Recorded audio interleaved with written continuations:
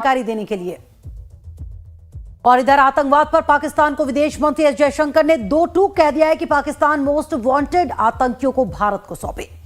तो बता दें आपको कि आतंक को लेकर लगातार भारत का रुख सख्त नजर आ रहा है और सीधे तौर पर यह कहा गया है भारत की तरफ से कि आतंकवादी घटनाएं अब बर्दाश्त नहीं की जाएंगी। और अब विदेश मंत्री एस जयशंकर ने यह बात कही है कि जो मोस्ट वांटेड आतंकी है पाकिस्तान उन्हें भारत को सौंपे। Pakistan has a list of terrorists who need to be handed over. They have to shut down the terrorist infrastructure. They know what to do. We are prepared to discuss with them what is to be done on terrorism. Those are the talks which are feasible. तो इससे पहले खुद प्रधानमंत्री नरेंद्र मोदी भी साफ कर चुके हैं कि पानी और खून एक साथ नहीं बहेगा, आतंक और बातचीत एक साथ नहीं हो सकती है, व्यापार और आतंक एक साथ नहीं चलेगा। यानी लगातार भारत सरकार पाकिस्तान को कड़े लफ्जों में यह बार बार चेताने की कोशिश कर रही है कि आतंकवादी जो वहां पर पनप रहे हैं उनका खात्मा करे पाकिस्तान। इस बार कोई भी आतंकी गतिविधि को अंजाम दिया गया तो उसे बर्दाश्त नहीं किया जाएगा, मुंह तोड़ जवाब दिया जाएगा। जिस तरह से पहलगाम हमले के बाद भारत ने कड़ी कार्रवाई करते हुए पाकिस्तान को उसी की भाषा में मुंह तोड़ जवाब दिया, उसके बाद से लगातार भारत सरकार काफी सख्त नजर आ रही है और इस बार किसी भी तरह का आतंकी हमला बर्दाश्त नहीं किया जाएगा। बार बार सरकार की तरफ से यह साफ किया जा रहा है। और अब आतंकवाद पर भारत की पाकिस्तान को एक बार फिर से दो टूक सीधे तौर पर साफ लफ्जों में कह दिया है विदेश मंत्री एस जयशंकर ने कि पाकिस्तान में जो मोस्ट वांटेड आतंकी है उन्हें भारत को सौंपा जाए।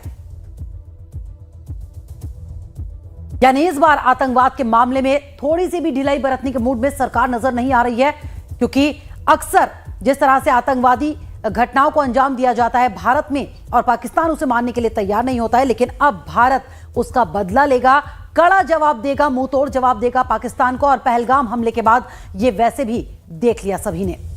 कमलेश सिंह मेरे सहयोगी साथ जानकारी के साथ लाइन पर मौजूद है। कमलेश, लगातार सरकार आतंकवाद को लेकर कड़ा रुख इख्तियार करती नजर आ रही है। अब विदेश मंत्री ने दो टूक कह दिया है कि मोस्ट वांटेड आतंकियों को पाकिस्तान भारत को सौंपे। यानी साफ है कि आतंकवाद के मुद्दे पर अब किसी तरह की कोई नरमी नहीं बरती जाएगी।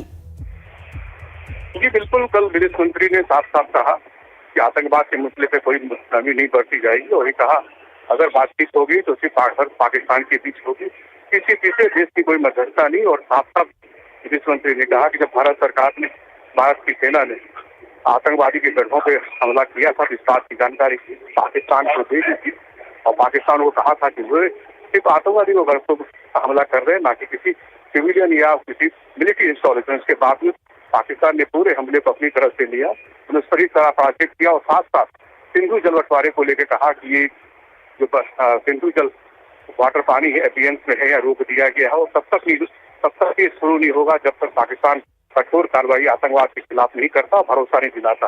और चौथी सबसे महत्वपूर्ण बात जो कल जयशंकर ने कही, वो सबसे महत्वपूर्ण बात ये कि जो बातचीत की बात है, जो ट्रेड की बात कर रही थी, जो अमेरिका बात कर रहा उसमें साफ साफ उन्होंने कहा कि ये बिल्कुल कोई बातचीत नहीं हुई। तो कहीं न कहीं 3-4 बड़े मुद्दे कल जयशंकर ने साफ किए और पाकिस्तान को कि आपको आतंकवाद को रोकना ही होगा, तभी आपसे द्विपक्षीय बातचीत हो सकती है। कमलेश, जाहिर सी बात है आतंकवाद नहीं रुकेगा तो बातचीत मुमकिन तो नहीं है। प्रधानमंत्री भी ये साफ कर चुके हैं कि खून और पानी एक साथ नहीं बहेगा, बातचीत और आतंकवाद एक साथ नहीं चलेगा। कल भी जिस तरह से पाकिस्तान की तरफ से ये बात कही गई थी कि सिंधु जल समझौते पर एक बार फिर से भारत विचार करे, लेकिन लगता नहीं है कि सरकार इस तरफ कोई भी विचार करने की सोच रही है, क्योंकि लगातार पहले आतंकवाद पर पूरी तरह से लगाम की कोशिश है भारत सरकार की।